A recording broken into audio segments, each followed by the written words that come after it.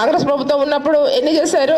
మా ప్రభుత్వంలో మరి ఆ రోజు మరి మాజీ ముఖ్యమంత్రి గారు కేసీఆర్ గారు ఉన్నప్పుడు మరి 3 ఫేజ్ కరెంట్ కానివ్వండి, తర్వాత మోటార్స్ కానివ్వండి, తర్వాత ఇంకా మన బోర్లు వేయడం కానివ్వండి, ఫారెస్ట్ పట్టాలు ఇవ్వడం కానీ ఇవి ఎంతవరకు చేశారని పూర్తి వివరాలు తీసుకోవచ్చు.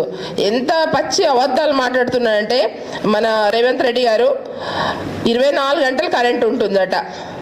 మరి ప్రజలు పోతే అడిగితే తెలుస్తుంది కదా. మా గ్రామాలకు రమ్మానండి. మా కొమరంభీం జిల్లా ఆసిఫాబాదు దాక్కడ మొత్తం ఆదివాసులే ఉంటారు, అన్ని వర్గాల ప్రజలు ఉంటారు. టౌన్లో అయితే అన్ని వర్గాల ప్రజలు ఉన్నారు. పక్కనే ఆసిఫాబాద్ పక్కన ఒక 4 అడుగులు కూడా దూరం లేదు బాబాపూర్ అని విలేజ్ ఉంది. 12 గంటలు కరెంటు తీస్తారు, 6 గంటలు కరెంట్ ఇస్తున్నారు. 24 గంటలు కరెంట్ లేదు. ఇవాళ ఉచితంగా కరెంట్ ఇస్తున్నామంటారు, జీరో బిల్ అంటున్నారు. ఎవరికి వస్తున్నదంటే జీరో బిల్లు. ఇవాళ మీరందరూ ప్రెస్ మిత్రులు, మీడియా మిత్రులు, మీరు కూడా గ్రామాలకు వెళ్ళండి. ఈ ప్రభుత్వం ఏం చేస్తుంది?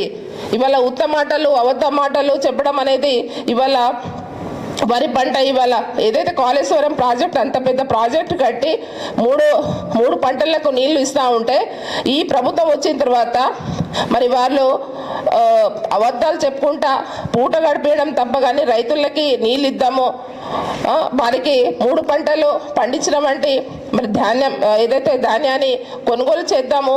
వరి పంట ఇవాళ వరి ఎక్కడంటే అక్కడ కుప్పలేసుకొని ఉన్నాయి. ఏవైతే మన వడ్లు, మరి వడ్లు ఎందుకు కొనట్లేదండి? ఆ రోజు అసలు వడ్లు కొనడం అనేది 3 పంటలు తీయడము, మరి రైతు బంధు ఇవ్వడం, మరి రుణమాఫీ కూడా ఆ రోజు 1,00,000 రూపాయలు ప్రతి సంవత్సరం కూడా 25,000 చొప్పున ఆ రోజు ఎంతవరకు చేశామో అంతవరకు ఆ రోజు రుణమాఫీ కూడా అయింది. అది రైతులకందరికీ తెలుసు. ఇవాళ రుణమాఫీ చేశామని చెప్తున్నారు. రుణమాఫీ ఎవరికైందండి? ఇవాళ గ్రామాలకు రండి, మా గూడళ్ళకు కానీ తాండాలకు కానీ గ్రామాలలో వస్తే తెలుస్తుంది ఎంతమంది రైతులకు రుణమాఫీ అయింది, ఎంతమంది రైతులకు మన రైతు బంధు వస్తుంది. ఎక్కడ కూడా రైతు బంధు లేదు, రుణమాఫీ లేదు. నిజంగా అండి ఈ ప్రభుత్వంలో అసలు ప్రజలు ఇవాళ ఎక్కడ పోతే కూడా వాళ్ళే తిడుతున్నారు. ఎందుకంటే ఆ రోజు లేనిపోని ఆ రోజు ఏవైతే మన కేసీఆర్ సార్ ఇచ్చిన వంటి మన రైతు బంధు ఎకరానికి 10,000 ఇస్తా పోతే మరి కాంగ్రెస్ ప్రభుత్వం వస్తే మమ్మల్ని గెలిపిస్తే 15,000 ఇస్తానన్నాడు. 15,000 కాదు, 1 రూపాయి కూడా ఇవ్వట్లేదు. ఇప్పుడు 3వ పంట వచ్చింది ఇప్పుడు వాళ్ళ ప్రభుత్వంలో. ఇప్పుడు 3వ పంటకు కూడా ఇప్పటి వరకు రైతు బంధు ఇచ్చిన దాఖలాలు లేవు.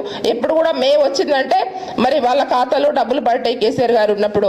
ఇవాళ కేసీఆర్ గారు ఉంటే గిట్ట మాకు డబ్బులు పడుతుండే అని ఇవాళ ఏ గ్రామానికి పోతే కూడా రైతులు వాళ్ళ పాపం ఎదురు చూసే పరిస్థితి ఈరోజు. ఏవి లేనిపోని చెప్పేసి ఇవాళ